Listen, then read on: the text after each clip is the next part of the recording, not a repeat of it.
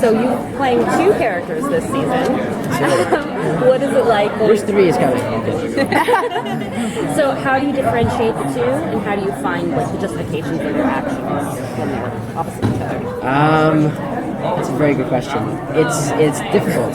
When I have a scene with myself, a lot of times what I like to do is I like to feel it out. I like to feel out the scene. I like to play off the other person and kind of figure out what I want to do. I don't like to prepare too much. I'd like to just learn my lines beforehand, but all the acting choices I like to make in the moment, as instinct. And most of the time that works. But when I have a scene with myself, I can't do that because I need to think about, because the way it works is whenever I have a scene with myself, I'll do my Bruce 2 version first, and I'll do my Bruce 1 version, right? And then, or vice versa. But so say I do my Bruce 2 version first, I need to plan out what I'm going to do as my Bruce version so I can react to it as my Bruce 2 version, which is just another, step in the preparation process, but it's something that has been not so much a challenge, but something that I've learned in this experience. As a fan of DC Comics, how is Gotham's version of Ra's al Ghul different from like what we saw in Arrow or in the movies? I don't know how much I'm allowed to say about Ra's al Ghul. Speak from your heart. But speak from my heart. Okay, you guys are trying to get me in trouble, aren't you? What I can say is that there is an age-old conflict between Bruce and Ra's al Ghul of whether or not Batman should be allowed to kill. And what I will say is that may or may not, in addition to other incarnations, be explored in Gotham. May or may not. So you can't get me in trouble because I didn't actually say anything. Will we see any kind of costume at the end of this season? You will see... Guys, you guys. You got the shirt on. You're asking for it. Okay. The short answer is no. But you will see. How do I say this without just telling you? I see. Okay. Okay. There won't necessarily be a Batman costume, but there might be another outfit that Bruce will start to wear because he will start to do, because he'll start to have another role in the city of Gotham.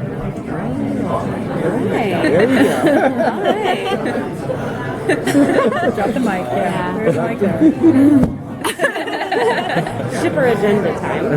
What is Bruce going to do to get Selina to forgive him? There's not much he can do. Girls to let it lie? Girls be crazy. He was trying to protect her, and she runs off and starts kicking him. They're gonna go through a rocky patch. It's not gonna get better in the near future. In the long future, possibly. In the near future, not so much. But we'll see. Stay tuned. Can you talk a little bit about Bruce 2's his role in the Court of Owls and kind of what his plotline is a little bit without getting too spoilery, and of course and Bruce's plotline with the Court of Owls because they're going to be coming in. That was the big reveal as we cut out. Absolutely, yeah. So what we learned is that Bruce 2 is now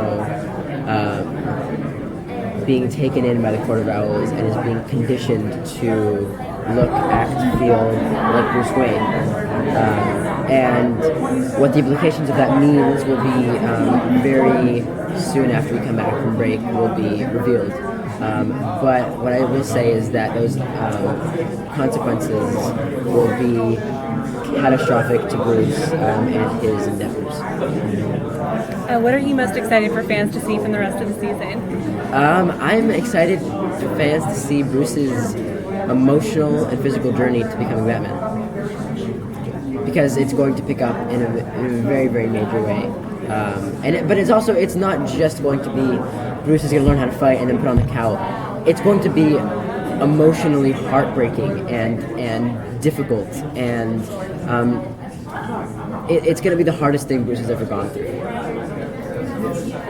Is Alfred a part of this transition? I feel like nobody's part of this transition besides Bruce and some new characters who you guys haven't seen yet. One of whom was in the promo that they revealed at the panel. Bruce is going to be secluded from everybody he's ever known, and that transformation will happen in his secluded state. So, yeah, nobody that we've been exposed to, as far as the episodes that have aired go, will be a part of this transformation besides Bruce. It's going to be his thing, and his alone. When Bruce goes through this transformation, have you had to start working out as well? I have a little bit, yeah. I started doing Krav Maga, I started doing Jiu-Jitsu, just so that I can be comfortable. Obviously, I don't need to actually know how to take anybody down for real. I mean, as of now. But I wanted to feel comfortable in knowing how to use my body as a weapon, and I wanted to feel comfortable in knowing that I knew what I was doing when I'd have these fight scenes, so that I'm just kind of blindly following what people are telling me to do. I wanted to have some previous knowledge myself going into any fight. I feel like Bruce is finally kind of making Selina acknowledge her feelings for him in a way that, like, obviously what was done in like the first season. How is that changing their dynamic, their relationship? I feel like Bruce really, a while ago, put his heart out to her and said, "This is what I feel for you."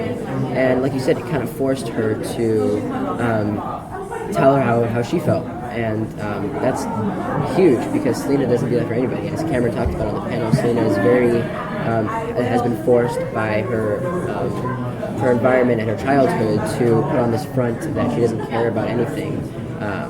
And Bruce kind of has been the only person who's been able to break that down and have her reveal something true about herself. It's obviously a huge testament to their relationship and to how connected they are. But like I said earlier, unfortunately, their relationship won't be so much explored in the coming episodes. But I think in the long future, it will.